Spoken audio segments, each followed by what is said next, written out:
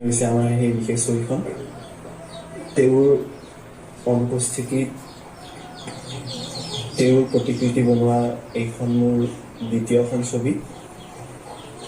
মই যেতিয়া প্ৰথমবাৰৰ বাবে মানুহৰ প্ৰতিকৃতি কাপোৰত বনাবলৈ আৰম্ভ কৰিছিলোঁ, মোৰ প্ৰথম প্ৰতিকৃতিখনেই আছিলে আমাৰ মৰমৰ জুবিনদাৰ। তেওঁকে মই প্ৰথমে কাপোৰত বনাবলৈ চেষ্টা কৰিছিলোঁ আৰু মই সফলো হৈছিলোঁ। মায়াবিনী ৰাতি দেখা পালো তোমাৰ ছবি ধৰা দিলা গোপনে আহো ইয়াৰ পূৰ্ণ তুমি জানো কান্দনে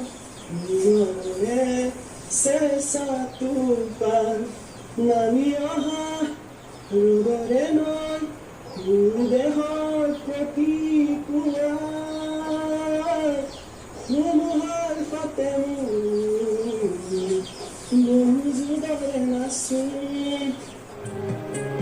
তাৰপিছতে ভাবিছিলোঁ যে মই শালত মানুহৰ প্ৰতিচ্ছবি বনাম বুলি। তেনেকৈ ভাবি যেতিয়া মই প্ৰথম মানুহৰ প্ৰতিকৃতি কাপোৰত বনাবলৈ আৰম্ভ কৰিছিলোঁ, তো প্ৰথম প্ৰতিকৃতিখনে মই জুবিনদাৰ বনাই উলিয়াইছিলোঁ।